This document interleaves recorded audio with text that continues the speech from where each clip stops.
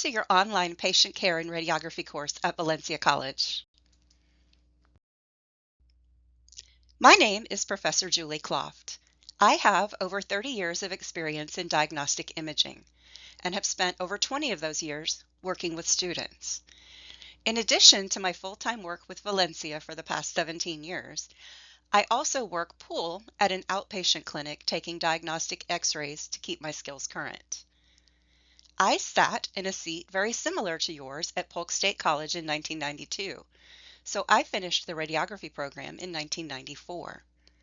I received my Master of Science in Radiologic Science Education from Midwestern State University in Texas in 2011. Next, I will introduce you to my Basset Hound, Poppy. You will hear me talk about him throughout your time with us, so I thought I would go ahead and introduce you to the big guy.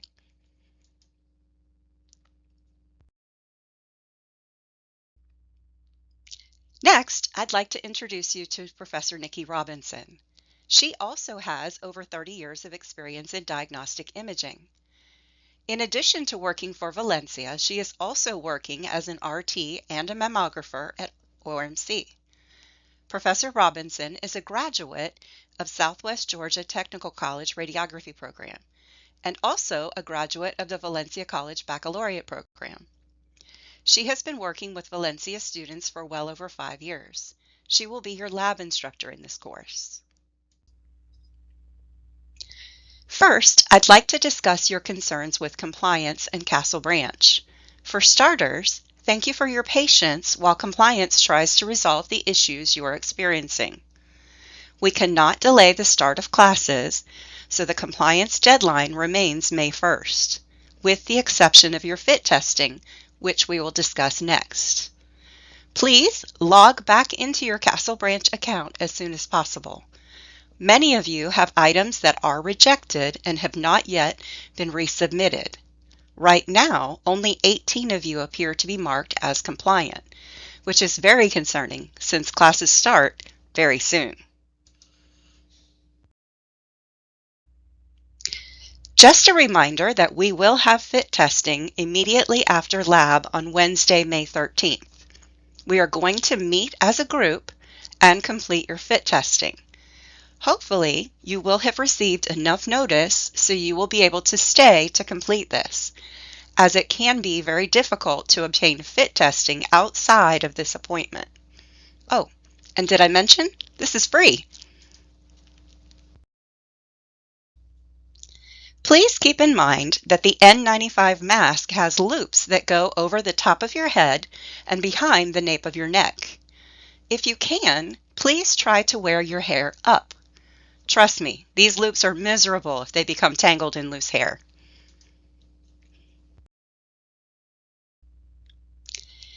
If you have facial hair, you'll want to keep the shape of the mask in mind and consider either shaving or trimming your facial hair to fit under the mask so that you have a good seal.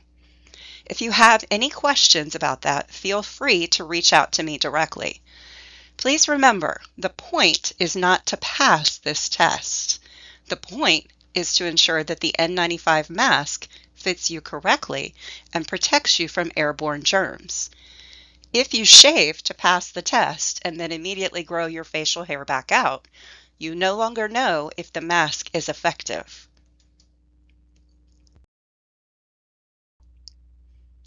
As a reminder, your patient care lab supply kits will be distributed on Wednesday, May 13th. If you have not yet purchased your lab supply kit, please check the announcement sections of the orientation course and you will see that I have posted a link to take you to the campus store to purchase the kit. Please bring your proof of purchase to the first patient care lab just in case there are any issues. Please be aware that there are some items in your kit that are considered drug paraphernalia if you're pulled over by the police. We ask you to keep them in the original kit and will safely store them on campus in a locked storage area so your supplies will be available when you need them.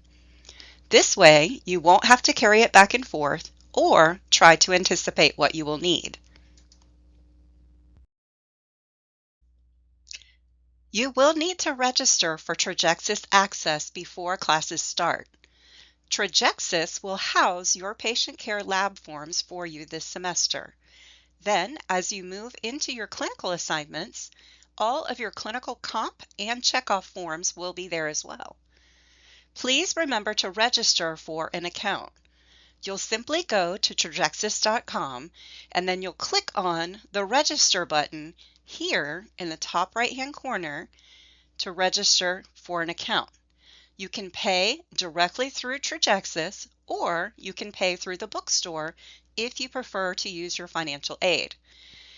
If things are financially difficult for you right now, you are welcome to pay per semester if that's more affordable for you, but it does end up costing you more in the long run. We have recommended that you purchase the 12 to 24 month package up front, so it ends up being cheaper for you to get you through the entire 2 years. You will have 30 days to cancel after May 15th. Please pay close attention to this date and make sure you decide if radiography is what you really want to do before this date, if possible. Just remember that you only have 30 days to cancel your account and get a refund. After those first 30 days, there are no refunds from Trajexis.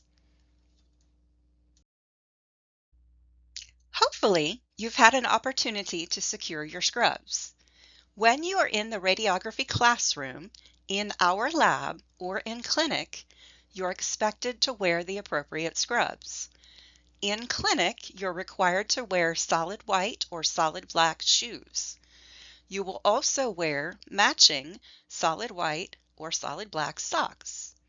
You are permitted to wear long or short sleeve undershirts under your scrubs, but those also need to be solid white or solid black. The campus store is working hard to coordinate the delivery of your scrubs. If you have not received your scrubs, we do have some loaner scrubs available.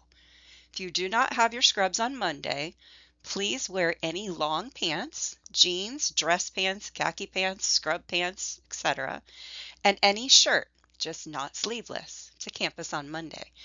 Any shoes are acceptable for the first lab day, but we'll talk more about shoes later. Some of you are missing critical steps in the Orlando Health ID badge process. For clarity, there are 4 critical steps. First, you uploaded your Orlando Health badge application packet in the orientation course. Then, you uploaded a passport-style picture. Unfortunately, the badge room has been more critical of the pictures this year than they have in years past. They are rejecting images that do not have a plain, solid wall background behind you. Please log back into the orientation course to ensure your assignment remains marked complete. If they have rejected your image, I have reassigned the task and marked it incomplete and explained what they are asking for. Third, you will need to complete the Orlando Health Cares online training. You will upload proof of completion in your Castle Branch account. Lastly, you should have received an email from Orlando Health to complete your registration in the NERM system. Unfortunately, they are only giving you 48 hours to complete the registration. If you missed your window, you'll need to contact them to resend you the link to register. Once all of those things are complete, you will be issued an Orlando Health ID badge. Once you are issued your badge, it is your responsibility to keep up with it. You will be responsible for reimbursing us for the deposit if you lose it. If you withdraw from the radiography program, you must return this ID, or we will have to place a hold on your transcripts or your student account for this fee.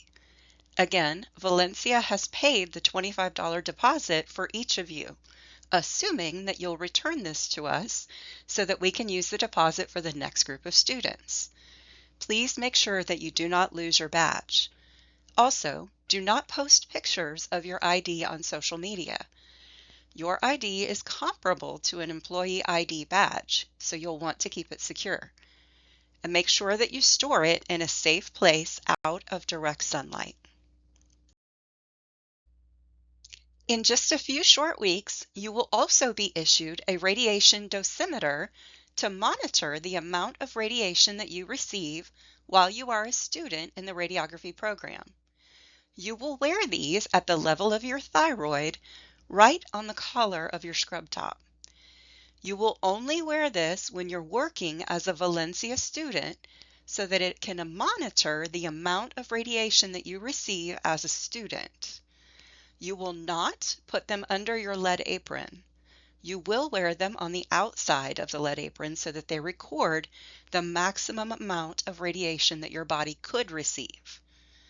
You will want to protect them from external radiation sources, meaning don't put it through a security screening or a bag check. You can wear it through the metal detector to get into the entrance of the hospital. Don't take it off and run it through the X-ray scanner for the bag check. You won't store your dosimeter in direct sunlight, so don't hook it to the rear view mirror of your car. Don't store it on the dash of your car. Also, if you happen to go for dental x-rays, a CAT scan, or any personal medical radiation, you'll need to remove your dosimeter. Again, it's only to monitor the amount of radiation that you receive while you're working as a radiographer or a student radiographer, not your personal medical dose. Once again, Valencia has fronted the fee for this dosimeter. So if you lose it, you will have to pay for the lost dosimeter fee. You must keep up with this dosimeter, not only so that you have an accurate recording of the dose of radiation that you receive, but also so that you don't have to reimburse this fee. Next, I would like to introduce you to your seniors in the radiography program. They are 1 year ahead of you. So just 1 year ago, they had a million questions just like you. Hopefully, you'll have an opportunity to meet them very soon. They are excited to welcome you to the program, and they're excited to meet you as well. They already have expressed an interest in offering you their phone numbers as resources to you. We will facilitate this in the upcoming weeks. Next, I wanted to make sure that I have your picture and your name correct. If you will, please take a look at this. Feel free to pause the video if you need to. Just make sure that I have your picture and your name correct. If I have made a typo, please, please, please let me know as soon as possible so that I can correct that. Just send me an email so that I can get that corrected as soon as possible. Please and thank you. I have already ordered your Orlando Health ID and dosimeter. So if there's a mistake on your picture or your name, I need to know as soon as possible, please. Next, I want to make sure that you have the correct textbook. Please make sure that you have the 8th edition of the Introduction to Radiologic and Imaging Sciences and Patient Care textbook. This will be the book that you will use for your intro and patient care courses this summer. If you are not buying the books through the bookstore, feel free to use this ISBN and order it from wherever you would like. Please just make sure that you have the correct textbook. The previous editions have lots of errors, so we do ask that you please have the 8th edition. Next, you'll want to make sure that you have the MRO access code. MRO stands for Mosby's Radiography Online. It is an electronic access code for online content. You'll want to make certain that you have the 3rd edition MRO. Both the textbook and the MRO are used in both your intro and patient care courses.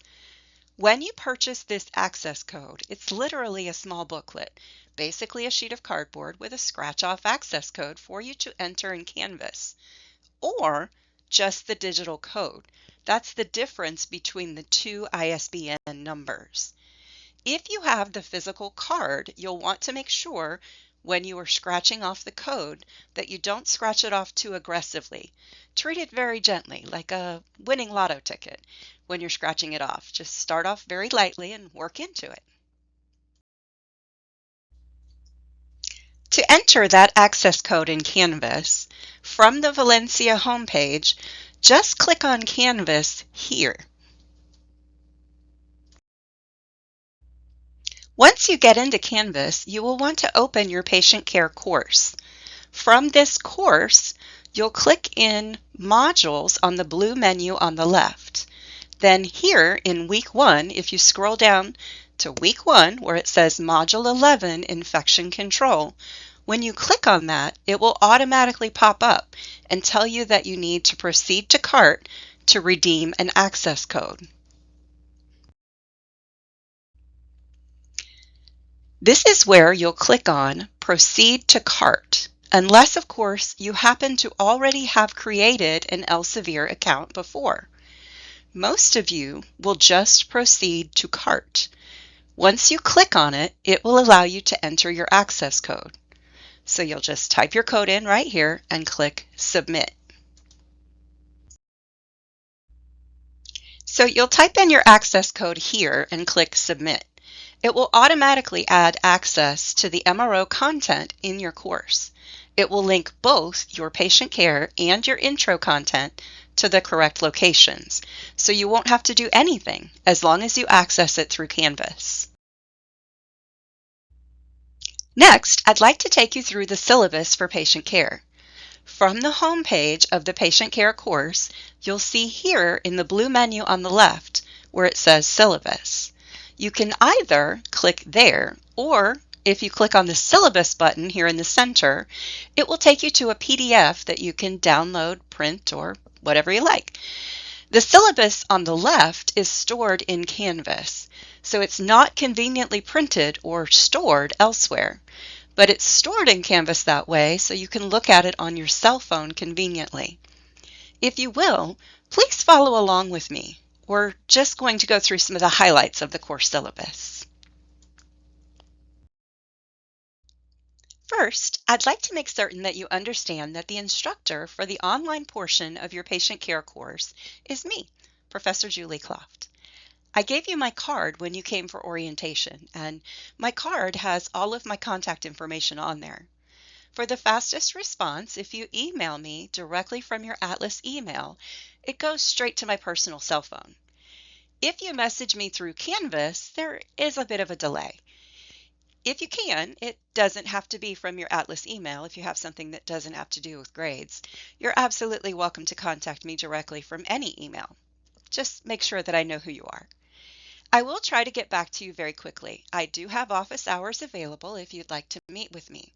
I can meet with you face-to-face, I can meet with you by Zoom, I can meet with you by phone, whatever is most convenient for you. If you'd like to sit down and chat with me directly, we will do that. Just let me know what works best for you. Next, I'd like to talk about the grading scale for the course.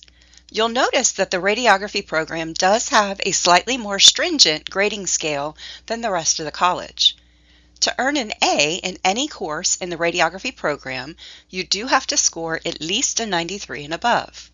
To earn a B, it is 85 to 92, and a C is 76 to 84. Your grade for your patient care course is primarily your lab skill competencies. These are the skills that we will practice and check off each week in patient care lab face-to-face. Those scores make up 30% of your grade for this course. Online, you will be taking quizzes and tests. Those quizzes and tests make up an additional 30%. So 20% for the test and 10% for the quizzes.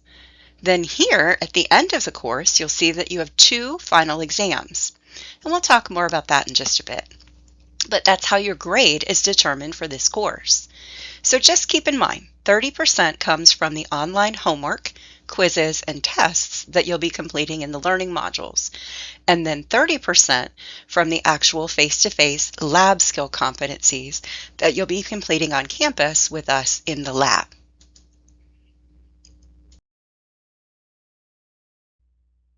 There are 11 on-campus lab visits this session. We'll also have 2 4-hour service learning projects that we'll talk about in a little bit. You'll have an on-campus practical final exam and a written final exam. All of those things will happen on campus, with the exception of your service learning projects.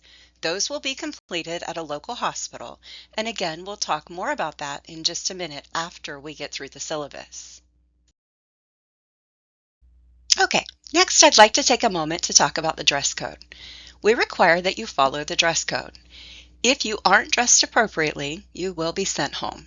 We have loaner scrubs available if, for whatever reason, you find yourself in a pickle and you don't have the appropriate clothing, just let us know.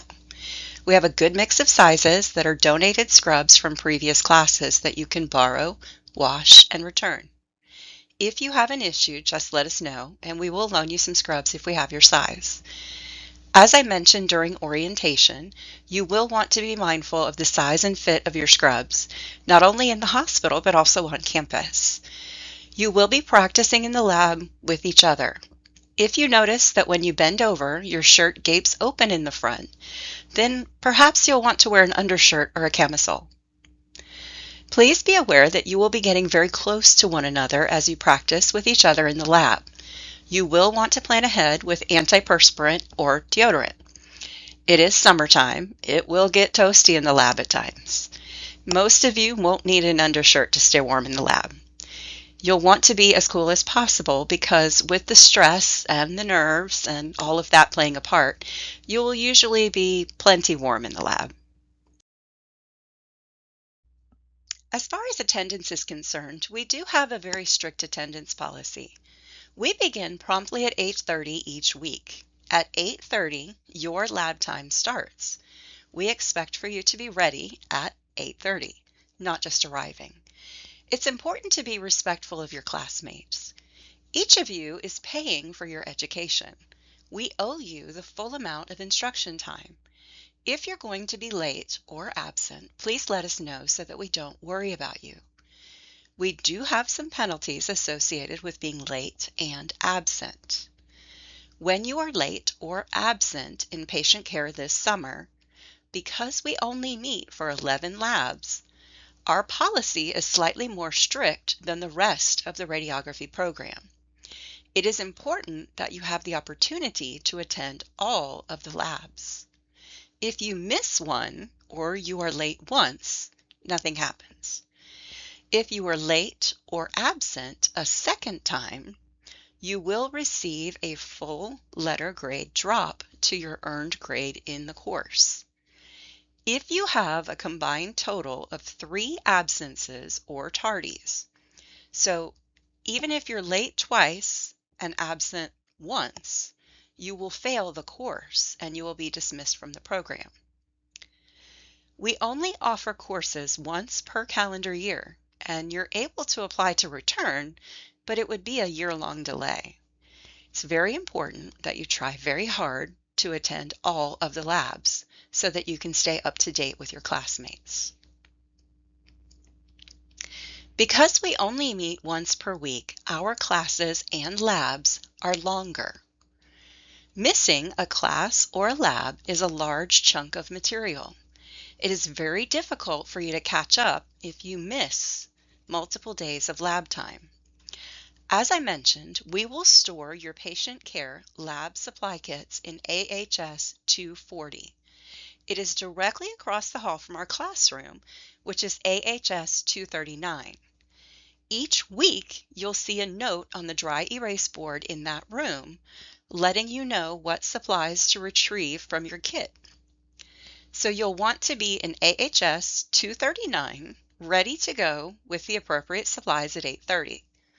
Please try to be ready and on time. We will begin promptly at 8:30. If you are late, you will feel lost because you will have missed the demonstration or explanation associated with the lab. Your lab instructor cannot back up and start over for you. Your classmates were on time and we cannot penalize them because you were late. Next, we have some classroom rules and expectations to outline. I would encourage you to either pause this video or make a note to read it later, whatever works best for you. But you'll want to take a look at these rules so that you're aware of the expectations. We do expect that you be alert and oriented during class and lab times. You are expected to fully participate in class and lab. We are asking that you minimize socializing during lab time. When you are chatting, it distracts your classmates and it takes away from the learning experience for the rest of the class. Please try to stay on task. Pay attention and be active.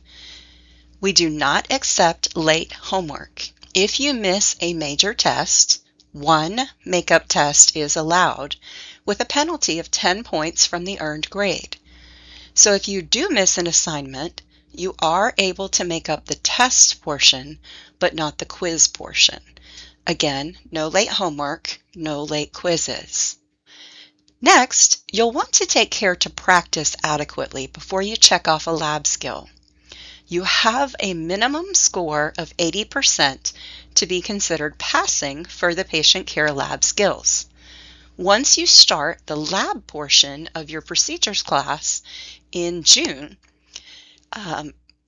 that minimum will be bumped up to an 85. But for your patient care course this summer, you must earn a minimum of 80% to be considered passing for each individual lab skill. Failing to meet that benchmark of 80% does mean a failed lab attempt. Then, when you repeat that skill, because you do have to do it again and pass each individual lab skill to proceed in the radiography program, you must achieve that 80%. So, if you have a failed first attempt, and then you try again, and you fail your second attempt, then you would receive a 10-point deduction from your earned score of your original checkoff. You are required to pass on the third attempt, or it's considered course failure and program dismissal. So if you attempt the same lab skill 3 times, at the end of the third attempt, if you're still not successful, you would need to repeat the course. So that would be a calendar year delay for you to return and attempt the course again next year. Also, if you fail multiple lab skills, that's also concerning. So you can only fail a maximum of 2 separate lab checkoff skills.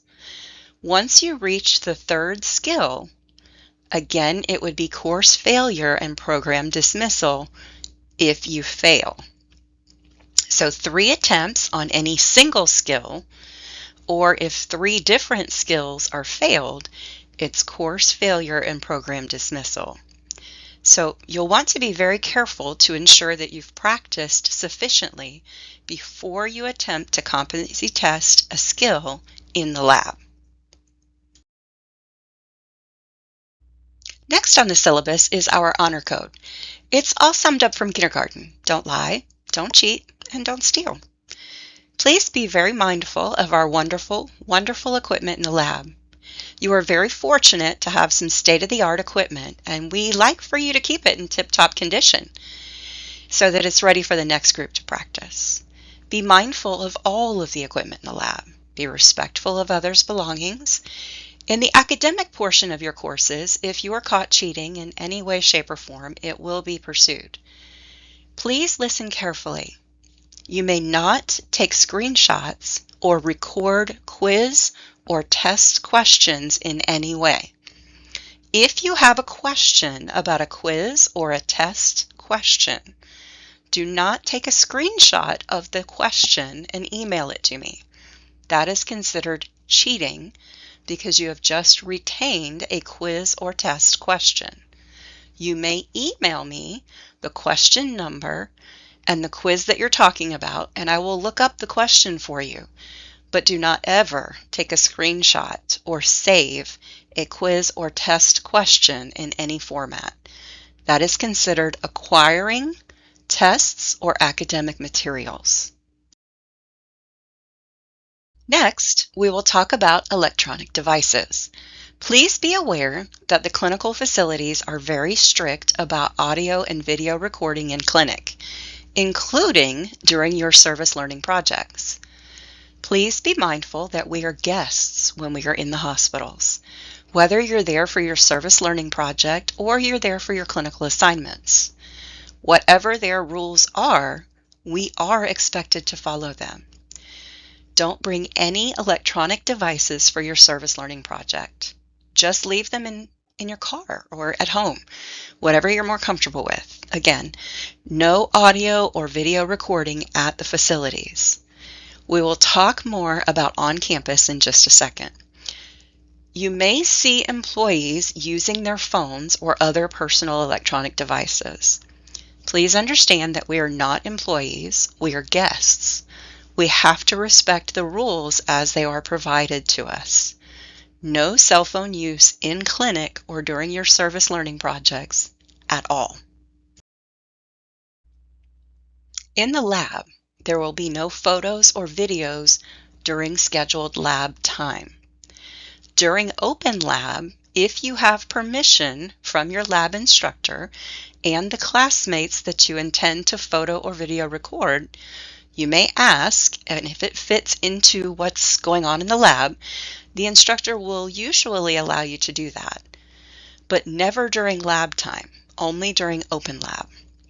So if you're struggling with a skill, you would come back during open lab and perhaps record a demonstration of either someone else or the instructor so that you can study from that at home. For memories, I will try to take some pictures during patient care lab so that you can look back and remember where you came from. If you do not want your picture taken, you are always welcome to decline. Please just let me know as I try to be quick and discreet in taking these photos. If you don't want your photo taken, please just let me know so that I try to exclude you from those photos. Okay, we've made it through the highlights of the syllabus. Now I would like to take a few moments and talk about course navigation in Canvas. If you have the opportunity to open up your Canvas page where your patient care course is linked, you can follow along there, or you can just look at this video, whatever works best for you. From the patient care course, when you click on modules on the left-hand side of your screen, the first thing that you should see is the orientation module. The course schedule is what we'll talk about first, but you'll see that there are some Canvas help buttons and some student support services if you need any tutorials for how to navigate Canvas. Please feel free to look through there, but the first thing I'd like to talk about is the course schedule.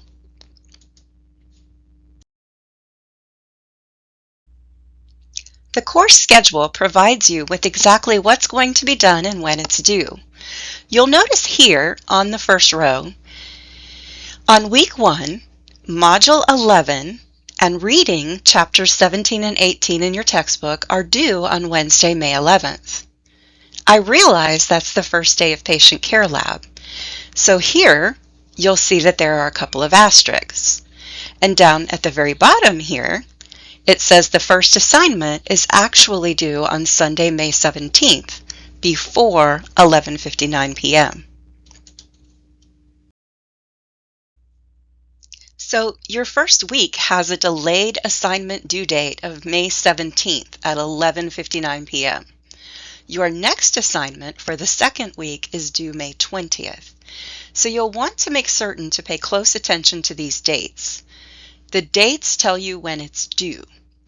On May 13th, in lab, we will meet and we'll talk a little bit more about the syllabus and answer any questions that you may have. We'll watch the bloodborne pathogen video if we need to. We'll help you set up your trajexis if we need to. And then we'll pop over into the lab and get started with the hand washing demonstration, practice, and check off. So this first week, you are all going to check off on hand washing. That should not be too stressful. And again, you'll do the online learning module 11, and you'll read chapters 17 and 18 in your textbook. The following Wednesday, we're going to begin wheelchair and stretcher transfer, demonstration, practice, and checkoff. Next, you'll see that the following 2 Wednesdays, we have the same thing listed. Some of you will do wheelchair the first week, and the rest of you will do stretcher. Then the following week, we will swap. So whichever one you didn't get finished on the 20th, you'll do the opposite on the 27th. But you'll notice for week 2, you have online learning module number 9 due, and you will have read chapters 13 and 14 in the textbook, and so on and so forth. So you'll want to take a look at the schedule so you'll know exactly what to expect. You'll see here on June 3rd, we're moving on to vital signs. Hopefully the schedule makes sense to you. If you have questions, feel free to let me know and I'll answer any additional questions that you have. Again, your assignments are due each week before we meet for patient care lab. So your assignments are due before 8:30 in the morning each week when we meet for patient care lab. We don't accept any late homework because it's too late by the time you've already come to lab, meaning it's too late for you to go back and do your homework to prepare for that skill. This week, your assignment is due Sunday, May 17th by 11:59, and the rest of the weeks, it's before we meet for patient care lab at 8:30 in the morning. Next, I'd like to point out, for each week in the Canvas course, you'll see that there's a weekly overview. The weekly overview will help you keep track of what you should be doing. If you'll notice on the Week 5 overview, it lets you know that in addition to the learning modules for the textbook, there's a PowerPoint that you're supposed to look at and a separate test there. There are some sections in the textbook that are not covered in the learning modules. Be sure that you stop and read those weekly overviews so that you know what you need to work on. Also, there are things in addition to the learning modules and the textbook. For example, you're going to have a bloodborne pathogen test that's due soon. You're going to have an oxygen test. Those things are in addition to the textbook and the learning modules, and you'll know that those are on there because they're in the weekly overview. So make sure that you stop and check those weekly overviews each week. If you'll notice in the Week 1 overview that it has links to different videos for you to watch. So in the Week 1 overview, when you click on that, it'll tell you to read the textbook chapters. It'll tell you to complete the learning modules, but it will also have videos for you to watch. In this Week 1 overview, there's the bloodborne pathogens video for you to watch. It's very important that you watch that. As you scroll down to the very end of this page, the hand washing video is there for you to watch as well. Again, if you watch these before you come to patient care lab, it makes the demonstration that we do in the lab really click because you've already had an introduction. So again, make sure that you stop and take a look at these weekly overviews so that you know exactly what we're going to do and you're prepared and you've watched the videos. When you watch the bloodborne pathogen video, there's a little section in the video where it cuts out. It's not your device, it's the recording. Don't panic. You'll need to watch this video. The audio continues, but the video does cut out for a little bit, and then it comes back. Just be patient, keep watching, it's just part of the recording. Be sure you take a look at this video, so if you have issues, you can let us know. If we need to, we can play it during lab. The video is important for you to watch in preparation for the bloodborne pathogens test that you're going to be taking. In addition to watching that video, there is a set of 3 little booklets that we're going to loan you. They supplement the video and they're very helpful in preparing you to take this bloodborne pathogens test. Everyone has to meet a minimum score of 85% on this bloodborne pathogens test before you're eligible to start in the hospitals. So you'll need to take this test and pass it. If you don't score in 85%, you do need to keep taking it until you pass. We have obtained a classroom set of these bloodborne pathogens booklets so that each of you doesn't have to purchase them and then just throw them away when you're done with them. If you lose or damage these loaner booklets, you must replace them or we'll place a hold on your account for $15 so that we can replace them. Please do not write on them. When you check them out, take a look at them. So if there's something wrong with them, return it immediately so that we don't hold it against you. Again, you will need to take this bloodborne pathogens test. The due date has been extended until the following Wednesday, so that you'll have a week from this coming Wednesday to complete this test. You do have to score a minimum of 85% to be eligible to go to clinic. Now, if you'll scroll down to week 11, I wanted to point out that in week 11, there are electronic copies of the lab checkoff forms. Your lab checkoffs are in Trajexis. That's where we will be completing those assessments for you, so that you don't have to keep track of actual paper copies. It's convenient when you're studying to be able to have access to the information in Canvas. So there is a PDF version in Canvas so you can review back to the checkoffs when you're studying. The reason that is important is to prepare you for the final exam, and we'll talk more about that in a little bit. But I wanted you to know where to find these forms when you want to look at them so that you'll know how you're going to be assessed in the lab. When you are practicing in the lab, when it's your turn to practice, you just continue to practice. When you're ready to check off, when you're ready for your lab instructor to assess your performance, you are going to have practiced thoroughly. Again, you cannot fail these skills repeatedly.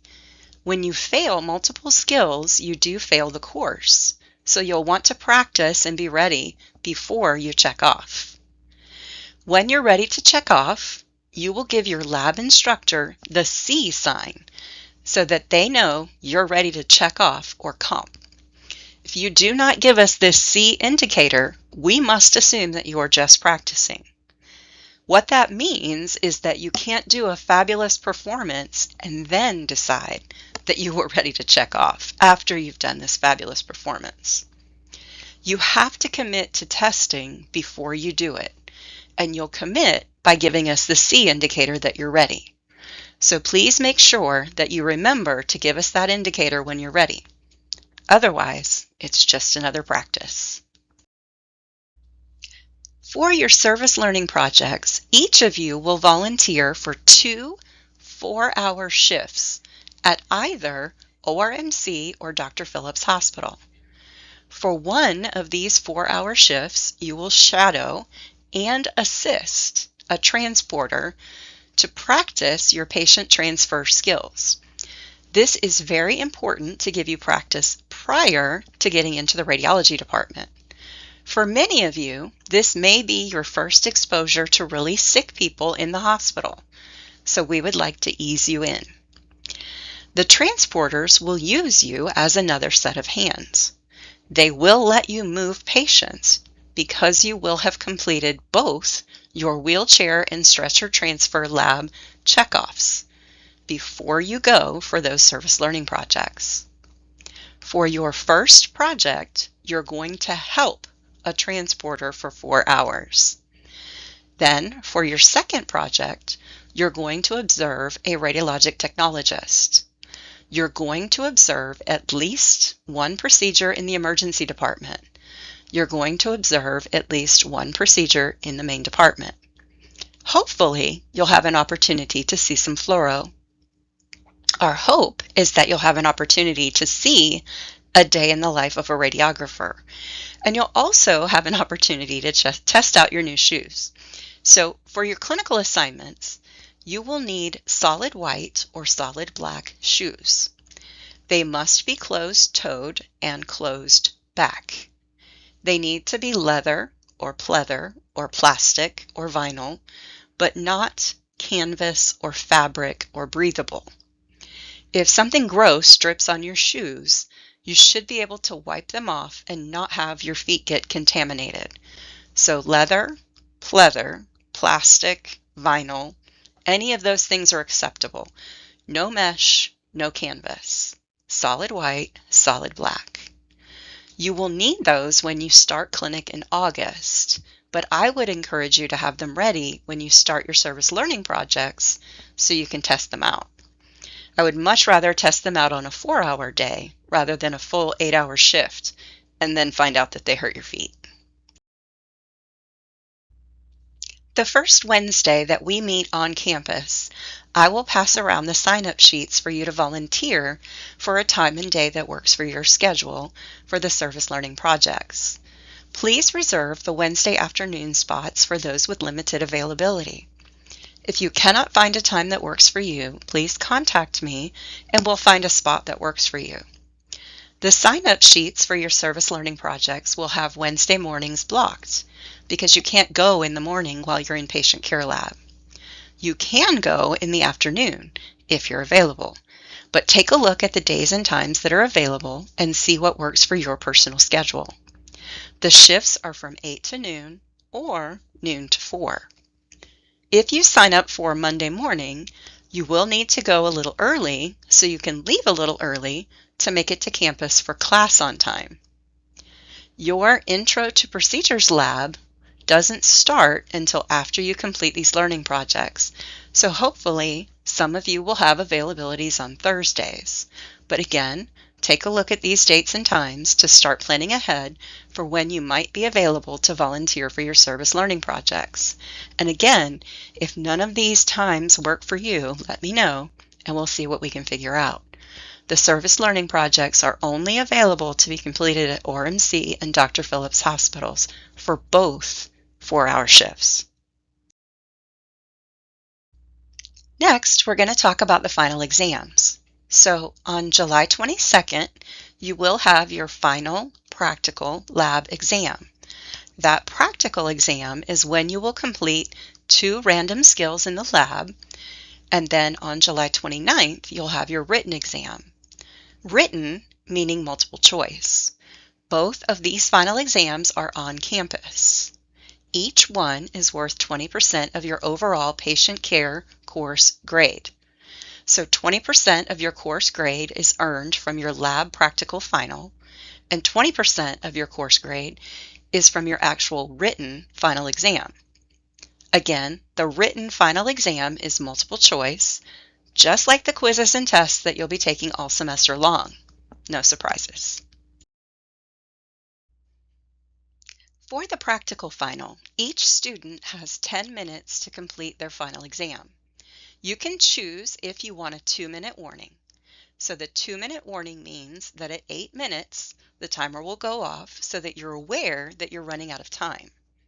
You'll want to practice with the timer to see if the timer stresses you out. Each student responds differently to the timer, but you will have an opportunity to practice in the lab so that you'll get a feel for which way you perform best. If you look in the Week 11 overview section, there's some more details available to you in there regarding the practical final. You will have a patient in the room while you complete your 2 skills, and you will have to interact with your patient.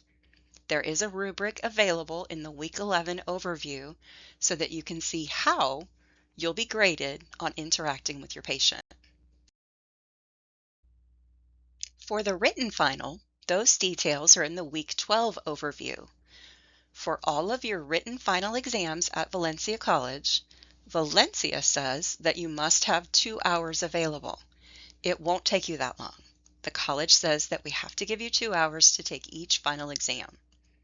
And again, those are multiple choice questions based on the learning modules and the textbook content that you'll be learning online this semester. As a reminder, every Wednesday, Professor Robinson hosts Open Lab from noon until 3. If you are going to lunch and coming back to Open Lab, please let her know. Sometimes, if there's nobody in the lab, she'll just jet out for the day. So if you're going to lunch and you're going to be later than 12 or 12:30, please let her know so that she doesn't head out thinking that no one stayed for Open Lab. Just keep in mind that the lab is open for you on Wednesday afternoons from 12 to 3 to work on patient care skills. Patient care Open Lab is on Wednesday from 12 to 3. You will have an Open Lab for your Intro to Procedures during the second half of the semester. That will be on a different day at a different time. On May 20th and May 27th, we will start patient transfer. You will need to remove your shoes and get on the X-ray table. Please make sure that you have decent socks. You don't want to be that guy or that girl. You are permitted to wear slide-on shoes those 2 weeks, so it makes it easier for you to get your shoes on and off because you will be a patient. And then you'll get up and you'll have to move somebody. So for those 2 weeks, if you would like to wear slide-on shoes, you're absolutely welcome to. But if you're more comfortable working in your traditional sneakers or enclosed shoes, please feel free to do that. Everyone will have an opportunity to be the patient, meaning everyone will need to remove their shoes at some point. Again, everyone will have the opportunity to be the patient. So you will have the opportunity to be moved onto and off of the X-ray table. This gives you an understanding of the patient perspective and helps you to be more mindful of exactly how it feels. Please make sure that you take the time to watch the hand washing video in the Week 1 overview section before you come on May 13th. We will be doing the hand washing checkoff that day. It does take a little getting used to do medical hand washing. It is different than hand washing that perhaps you're doing at home or work now. In particular, pay attention to the drying of your hands, since that is significantly different. If you take the time to watch the video before you come to lab, you will feel more prepared for that skill. Lastly, I know you have a million questions. Hopefully, I've addressed some of them. You will have the opportunity to ask questions before we get started on Wednesday. But again, we'd like to focus primarily on being in the lab from 8:30 to 11:30. I will be in the classroom well before class. So if you know you'd like to ask a few questions before lab, please come a little early. Also, you do not need to bring your textbooks to lab. We will spend our time in the lab on Wednesdays. We will meet in the classroom to sign in and address any quick questions, but then we try to get into the lab as close to 8:30 as possible to respect your time learning in the lab. Again, I like to focus our lab time in the lab. The academic portion of this class is online, so I strive to keep that distinction. Thank you for your time and patience while watching this video. I look forward to a fast-paced and exciting semester. Please get out and enjoy the remainder of your summer before we get started. The radiography program is very intense and very time-consuming. Please enjoy some vitamin C now while you can.